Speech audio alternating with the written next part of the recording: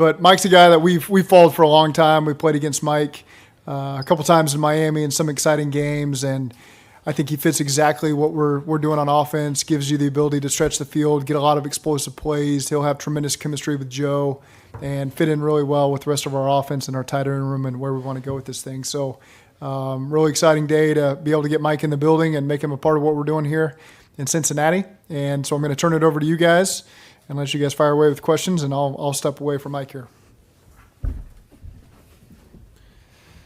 Mike, what was the process like? And you kind of went through and kind of what led you to Cincy? Yeah, I mean, it's, free agency is always an interesting process, for sure. This was my second time kind of experiencing it.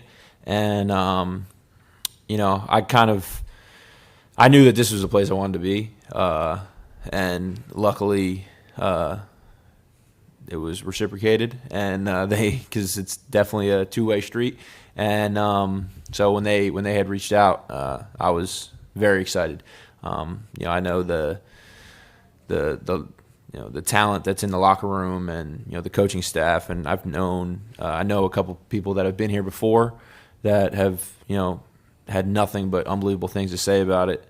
So super excited. Who's vouching for you? So one of my best friends was here, Nick Bowers. He was a tight end on the practice squad here for a little bit, and he loved it so much. And then I played with Ted Karras. He was in Miami with me, and had talked to him about it.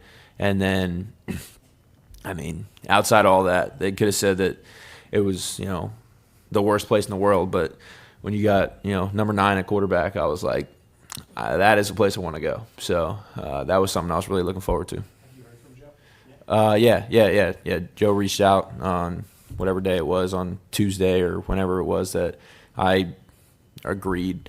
And just for him to reach out and just say that he was excited that it finally was official and all that kind of stuff, and excited to get to work and build some chemistry. So I appreciated that, and I'm really looking forward to it. So it's something that there's not many, if any, guy that can do what he does with a football. So definitely going to be a great opportunity for not only myself but everybody in that locker room. Do you see yourself more as a tight end or a slot receiver? Definitely, have the ability to do both. I think that is what presents, my mismatches. I have had success being a slot in 12 personnel stuff with 2 tight ends on the field. But I've also, had success in, 1 tight end personnel groupings and going out there and making plays. So, obviously, it's, March 14th. So, nothing is going to be, final today, and there's going to be no plays made today, and there's a lot of things that need to be earned. But I am, I'm very motivated and, extremely grateful for the opportunity to, be here in an offense that I feel like, I can come in and just not that it needs much help, but I can, come in and, make some plays. What's the biggest strength you bring to the table, do you think? I think the thing that I, pride myself on is just being dependable, being reliable. And, my favorite thing in the world is making a contested catch. When the ball's in the air, like I consider it mine. So it's something that, I put a lot of time into, all different types of, hand-eye coordination, and, catching the football is something that I take a lot of pride in. And it's gotten me to, 7 years now in the National Football League. So whether it's, run the good route to get open and, create separation, or whether, guys on you got to go up and make a play, or whether it's 2 hands, 1 hand, whatever it is, you got to go out and make a play. And so I'm never going to be angry when I see the ball come my way. I tell you that much. I'm always looking for that. Mike, you talked about Joe Burrow and his impact. How much of a draw is it to come to a place where you feel like you have a chance right away to be on a team that's a contender and win a championship? Yeah, it's something that I've never been a part of before. So it's very exciting. It's but like that's what you get when you got one of those guys under center. So it's really really exciting. And I mean, obviously, his resume speaks for itself, and the talent, on the outside with Jamar and T, and there's a lot of guys that are capable of making plays, and a lot of guys that have made a lot of plays in this league on that offense. So, like I said, man, it's still it's March 14th and it's early and all that kind of stuff. But for me personally, my excitement levels are really high. Has Jamar reached out about gritty lessons? I'm sure you guys saw it publicly on social media, which I was grateful for, because obviously you guys know it could definitely use some work. But I mean that is me as a player, like, to a T. Like, go out, make plays, and have fun. Like, that's who I am. It's what I pride myself on. Been through too much, and worked way too hard to not go out there and have fun. Now, does that mean that it can't get better? Yeah, it can definitely get better. But I think that's kind of what makes it good, is the fact that it's so bad. So, yeah. Would you say that your gritty has been developed over the months? No, unfortunately not for everybody listening. It sure has not. And there wasn't a whole lot of grittying last year in New England, just based off of I only got in the end zone twice, and felt like only one of them was worthy of it. For me, I can't do it every time. You got to do it, big moments and exciting, stuff like that. So only one time last year. So I haven't had a lot of practice at it recently. So it'll be fun to bring that back out. You mentioned the contested catches. Obviously, a lot of those can come in the red zone. Yeah. What do you bring to the red zone? Because you had 2 touchdowns last year, but I would imagine that's a big part of your game. Yeah, that's it's something that I pride myself on. In the red zone, it's all about making really good throws in tight windows, which check the box here, and then on the other side, you got to go out and make contested catches, because the field's condensed, and it's a lot of tight windows, and so you got to go out there and make tough plays and make tough catches, and it's something that I've been able to do for the last 6 years of my career. So looking forward to keep that rolling. Zach said that you've been on their radar for a long time. I mean, what kind of interactions did you have with them previously in previous years before? If any? Yeah, I mean, maybe a little bit last year, but no conversation or anything like that. But just through agent and hearing that maybe it's a potential, but and now to now to be here, it's something that I'm really excited about. Just I've heard a lot of great things, and today was first time I've met Zach, and called me yesterday when it was officially the new league year or whatever, and they can call, and Coach Casey, James Casey called me. I mean, I think it was like 4:00 and like 2 seconds, my phone's ringing, and my phone, and so but it's cool, because like what kind of people you're surrounding yourself with, and these coaches are, from what I've heard and now from what I've experienced today, just getting to know them a little bit. Everybody's awesome, and it's an awesome place to be, and I'm extremely grateful for the opportunity. You mentioned James Casey, he played in the league himself. Yeah. How anxious or excited are you to maybe, be coached by a guy like that played the position as well as coached now for years, highly regarded? Yeah. I mean, just talking to him throughout the course of the day, he seems like, such an incredible coach, a great guy. And the thing that I'm most excited about is, just kind of, fine tuning, the minor details of my game, and the little things that he seems, so, locked in on. So that's something that I'm really excited about. And I'm looking forward to, taking all and any coaching, to improve in all aspects of my game, and that includes run blocking, pass blocking, all that kind of stuff. Because the more you can do, the more you'll be out there, and the more you're out there, the more plays you'll make. So that's what I'm looking forward to. I mean, you're obviously going to be playmaker catching the ball. How would you describe yourself as a blocker? It's not what people think about when Right. you, but how do you view yourself in that way? Yeah, so I mean, I'm not naive enough to, I know the perception of me as a player is, he doesn't want to block, he just wants to go out there and catch the ball, and I absolutely want to go out there and catch the ball, and I think that's obvious. But what's not so obvious is, I want to go out there and I want to make an impact in the run game. I want to, do whatever it takes to, take my game to the next level and, help take this offense to another level. And whether that's, going in there and, blocking a defensive end, or whether it's going in there and, blocking the DB off the edge, or, going to the second level and, blocking the linebacker, whatever it is, it's something that I'm excited about because like I said, I know the perception of me as a player, and that's fine. I mean, what you put on tape is what you are, but there haven't had a lot of reps at it. I would say when I was in Miami, I played receiver. Like, it is what it is. I mean, you put on the tape, like, I played receiver. We had a lot of injuries at receiver, and I went out there and played receiver and did it well, but you're not blocking a lot of defensive ends when you're lined up outside the numbers.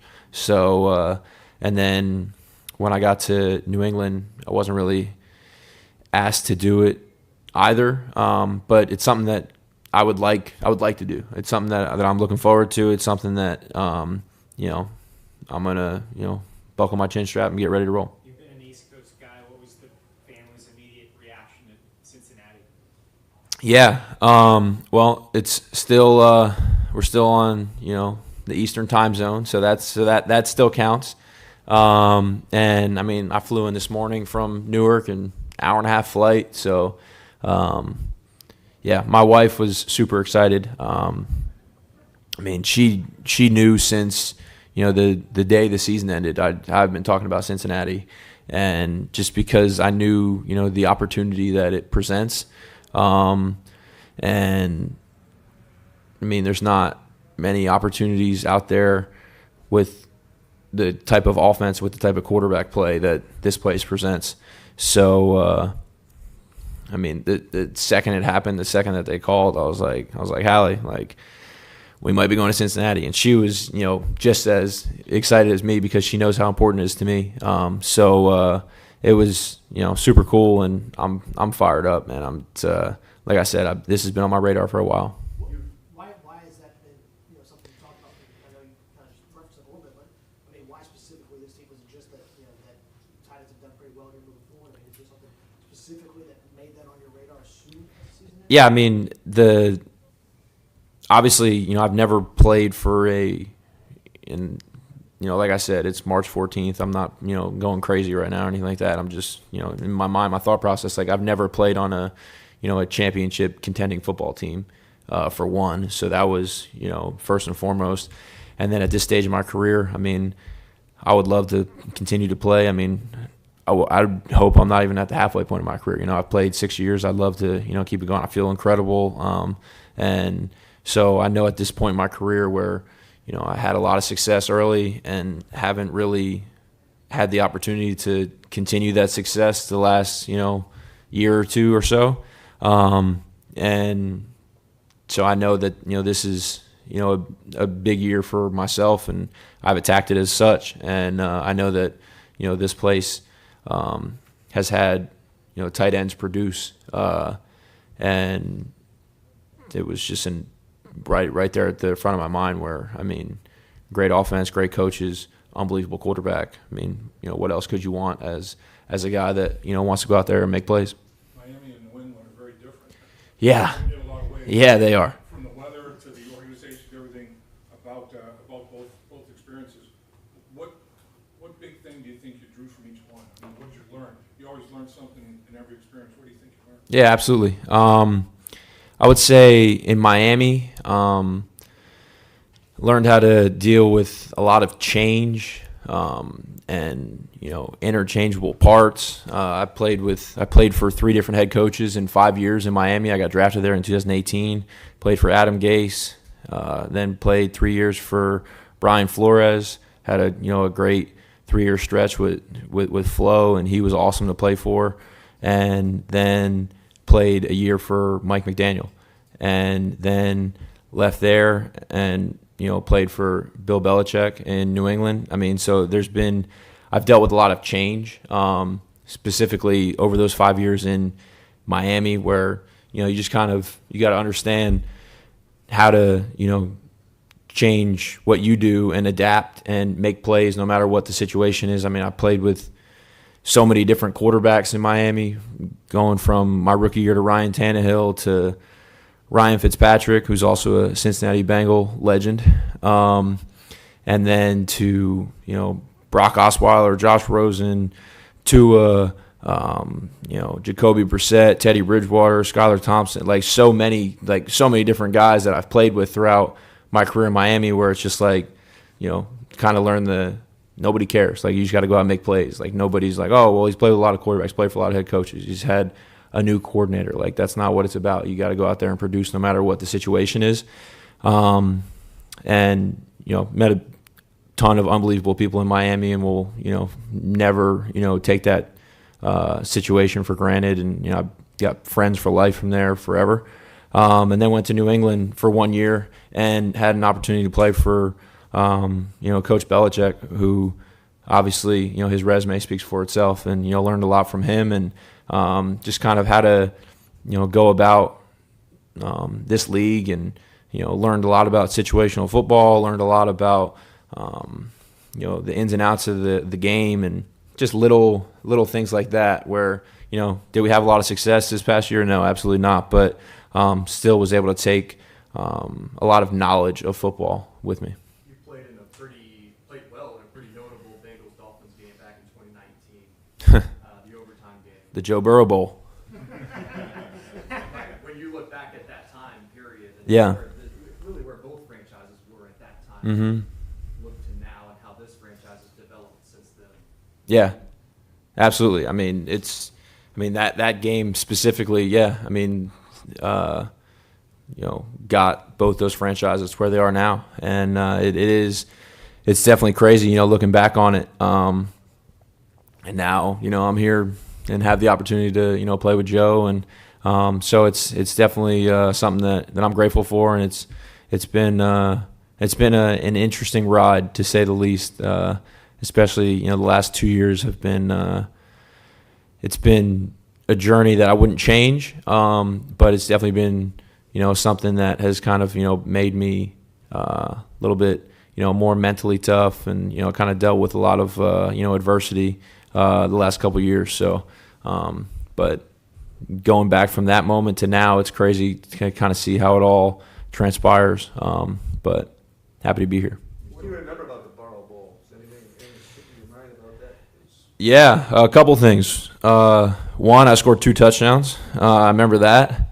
And then 2, I remember us being up by a lot, and then out of nowhere, Tyler Eifert catches a jump ball, and then Andy Dalton runs on a 2-point conversion, and now before we know it, we send our onside kick team out there, or our hands team out there, and my buddy was on the front line. I still make fun of him to this day. He was on the front line, Durham Smythe, tight end of Miami. He stepped up for the ball, then he leaned back, and the ball went over his head, and then the Bengals, now we, recovered it. And, it was just absolute.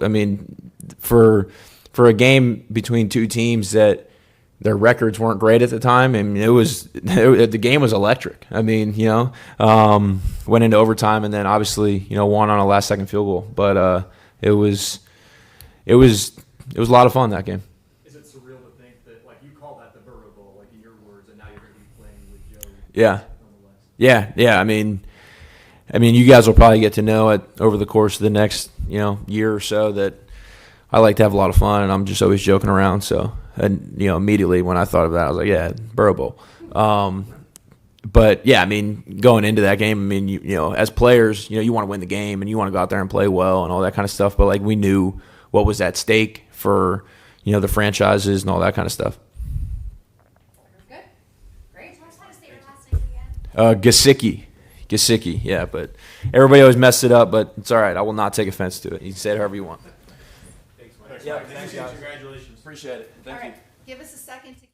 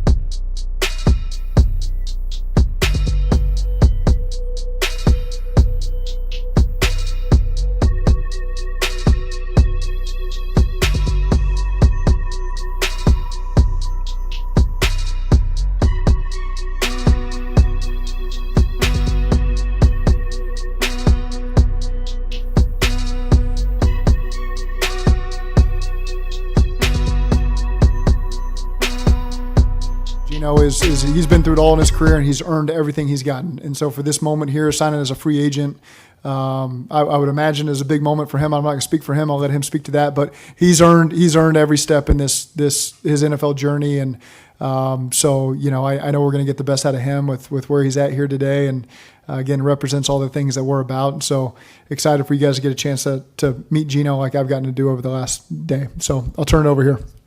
So how does it feel to the team that you get this contract that you've always wanted? It comes from your division rival at one point. How does it feel? No, it's crazy. It's definitely a team I never would have thought of at first, but everything happens for a reason. I'm grateful for this opportunity. I'm just gonna try to make the most of it. When did you get the sense that the Bengals were going to be a team that this could be a possibility? I kind of knew early on, just looking at teams that needed safety needs, and for me, it was going to a team that has a great quarterback, great head coach, team I know has a great defense, that plays hard. And this is one of them teams. One of your 7 interceptions with Joe Burrow, a great quarterback, he talked about how you disguised. I mean, you fooled him, and that's hard to do. I mean, he's a football savant. What was it like? Take us through that. How you actually worked that out, and you fooled Joe. Yeah, no, it was just part of our defense, I just kind of was doing my job at the moment, and just doing what I do. That's just kind of how it was at that play. Joe took me to the ball. I was reading his eyes the whole time, and just one made a play on the ball. How much has that play been brought up to you as you've gone through the building over the last hour long? Yeah, I think everyone I talked to so far, I heard it from. They said they're just happy that I'm on this side of the ball, and they keep saying they're thinking Joe's happy too. What do you attribute the fact that you were able to have 7 picks last year? I mean, that's a lot of picks and most you've ever had. What do you think was the reason behind that? I just think it was because of opportunities. It was the most opportunities I had in my career so far. If you look, people always say that this is my breakout year because whatever it is, scheme or whatever it was. But if you go back, my first ever game was a preseason game, my second year. I had 2 picks in the first half, and then when I got more opportunities next year, I had another pick against Big Ben. My third year, I had opportunities, but I just didn't make the most of them.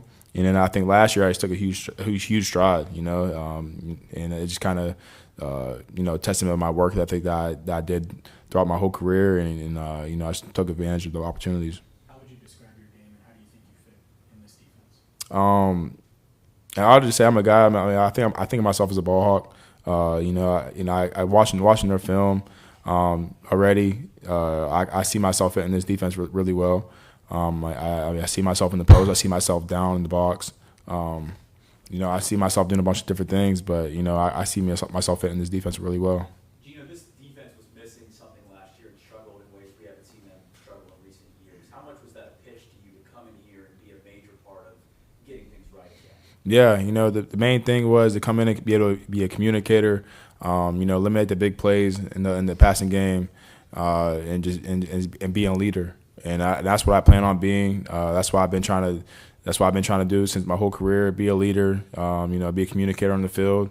A defense that's obnoxious is great. Everyone's on the same page, and if you're all wrong, you're all right. So that's the main thing that I want to be is a leader on the field and a leader in the locker room. You mentioned a lot of people had kind of mentioned the pick to you on Joe Burrow. Did Joe Burrow bring it up at all? Has he texted you? Yeah, I talked to him after the game. We played him that week. And then, he was one of the first guys that messaged me. There was a few other guys too. But he was one of the first guys that messaged me and welcomed me to the team. So, yeah. You mentioned your ability to communicate. Everybody talks about your football IQ, how you recognize and then are able to communicate quickly. I mean, is that probably one of your bigger strengths? Obviously, ball hawk, like you say, physically, but you got to get yourself in position mentally, right? Yeah, I think that's probably one of my biggest strengths is me being where I'm supposed to be and knowing ball. It's something I've probably been doing since my whole life, and I've been around ball my whole life. So, me just keep continuing learning. That's what I try to do. Because this league, you're gonna win with the mindset. Everyone's the same, got the same ability, whatever it is. But if you're smarter than your opponent, you know what they're gonna do. You got to try to outsmart them and be in the right spot, or try to show a different disguise and then show them one thing and then do another thing. Trend or just a weird thing this year, but a lot of free agents have stayed in the division. Is there a significant advantage in moving to a team where you're familiar with all the other rivals that you play twice? I mean, I don't know if there's an advantage, but you still know your team. You still know everyone in the division. It could be a little bit of advantage, but at the end of the day, ball's ball. Wherever you go, you gotta go play. You gotta go play. So, I'm happy I get to stay in the AFC North though. Not far from home for me, but at the same time, I know everyone in the division now. I'm just on a different team. The Lamar tweet. Did you know what he was referencing when he sent that? Or? Yeah, no, he texted me. He texted me before he even tweeted it. So there's nothing but love for Lamar. So I got no hate against him. That's my guy. He's my locker mate for the past 3-4 years. So I got nothing but love for him. What did he say when he texted you? Was it like, hey, are you cool if I send this? No, he just texted me and laugh emoji said, "Go ahead and check Twitter." Hey, Geno, what's the significance of the jacket? Nothing. It's just a little nice jacket I bought. That's all. Nah. No. Yeah, that's all it is. What's your first purchase? Shoot, I don't know yet. Probably something for my mom. That's probably the first thing I do. She's been asking me for a lot of things, but that's probably the first thing to do. Something for my mom. What's she been asking for? A new car. Geno, we look forward to getting to know her. What would you want to tell her today, knowing that her son just signed this new deal? I would tell her thank you for everything. Thank you for raising me to be the man I am today. We didn't grow up the best, but she made sure I grew up at that like I had everything. She's my rock. I'll do anything in the world for her, and she knows that. And I appreciate everything she's done. I appreciate her making me get in the car to go to Iowa, because if I didn't do that, I wouldn't be here. So you mentioned your mom, and then Coach mentioned your journey. It wasn't an easy one. Was your mom instrumental in you just fighting through it and never giving up and knowing that it was going to work out the way you wanted it to work out eventually? Yeah, my mom was a huge part in everything I've done. She's always been by my side and never let me quit and do anything like that. So, I give her all the credit. Since you mentioned it, you talked about her making you get in the car and drive to Iowa. What happened there? Because I was committed to Kent State, and I had a late offer from Iowa come in, and back then I didn't even know where Iowa was on the map, and didn't want to go there. At that point, I was just trying to stay closer to home, and they ended up convincing me that they would drive me there, because I was saying I wouldn't fly there, and I ended up driving through a blizzard in a storm just for one day to go visit, and you know, it took to the point where she was like, "It's okay if you leave home. Like, I'll be all right." And then, you know, it's kind of one of the moments where we had to sit down and really wait till the last second until signing day, and that's why I, you know, committed to Iowa.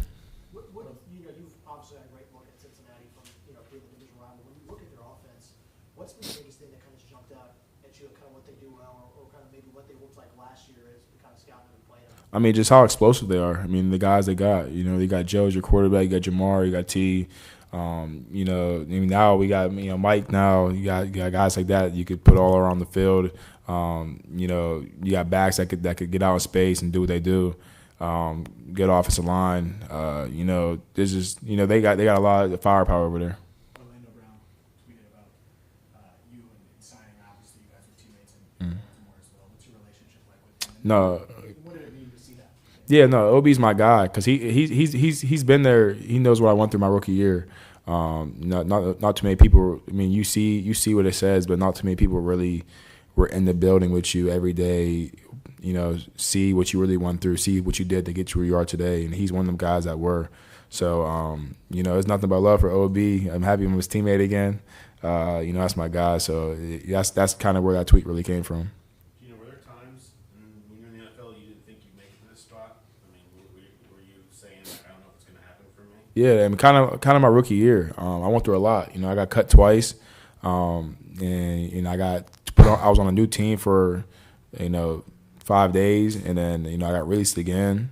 You know, at that point, you know, it wasn't that I didn't think I could play in the NFL. It was just like I seen how much of a business it really was, and it's a number thing, and I just didn't think I would ever fall apart in anybody's number. You know, and you know, I just continued to work. I had a great mentor throughout my whole career in Baltimore. You know, so I kind of just, you know, kept going, and you know, I'm here where I am today. Who was your mentor? Anthony Levine. What did he? How did he? You know, help you? How did he get you to that? Yeah, no, he just, you know, he. I mean, he told me his journey. You know, he was a guy that was a tryout guy. You know, in Green Bay, and he made his way throughout the practice squads, and then he got to Baltimore. You know, and was just a special team guy basically almost his whole career. Then started playing, you know, on certain packages and stuff like that. And he told me, you know, just not follow him, but, you know, I'm gonna learn from him. And he told me to keep doing what you're doing because, you know, one day, you know, you're gonna make it. And I told him the other day, I said, bro, you never lied to me because everything you done told me is true. Everything about the league, everything you said that was going to happen in my career, everything became true. Where was the turning point? I mean, where was it that started, you know, you're paying your dues, then all of a sudden you get the opportunity you look for, you capitalize on it. What was that? Or where was that? I'll say my turning point was probably my second year. You know, a lot of guys got hurt. And then I had the opportunity to start playing at the end of the year. And then I was able to show that I was able to play a lot, just play defense, not just special teams. You know, and then last year I was able to, my third year, I was able to start 7 games. And then, you know, going into last year, you know, it was kind of that year for me where I just wanted to take that big step. You know, I want to take that big leap in my career to show what I could really do, what I could really prove in this league, and show who I was. And I feel like I did a great job of that. I know you know who Von Bell is. Have you ever crossed paths with him, conversations or relationships? Yeah, I first met Vaughn when I was in high school. I went up to Ohio State camp, and I was able to have a conversation with him. You know, he sat down with me because one of my close friends, he just was committed there, and I was able to sit down with Vaughn, talk, and you know, since then, you know, I was able to reach out to him, you know, after the games, and when we played them and stuff like that, just remind them of them situations, and actually was able to, you know, meet up with him in Miami the past few years, where he'd be training at and stuff like that. I didn't get to train with him, but I met him out a few times through a guy that we both know, and actually was texting him last night, and then I found out about the news this morning, so I was pretty happy about it.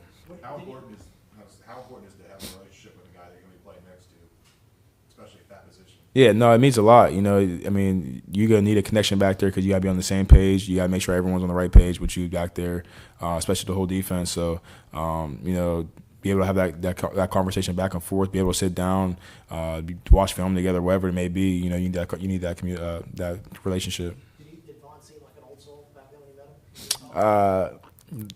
I don't know. A little bit. You know, I could tell. I mean, he was older than me, so I would say so. Where do you train? Do you train down there, or? I usually do, but right now I'm back home, back home, Pennsylvania. But you usually train in Miami? Yeah, I usually train out in Miami. In your conversations with Lou Anarumo, the defensive coaches, and you're a guy that studies all kinds of tape. I mean, looking at what the Bengals do defensively, did you say this is a perfect fit for me right now? Oh yeah, definitely. I mean, just because I remember watching film on Vaughn and Jesse and seeing how they were, and I just see myself, you know, in that role, in that situation, the same way they were, you know. So that's kind of how it is. I was already watching a little bit of film, and you know, I just see myself right in this defense and around the guys. You know, it's gonna be different for me, probably, but it's gonna be something I learn, and I'll learn it though. Everyone good? Great. Thank you, guys. Appreciate it. Thank you.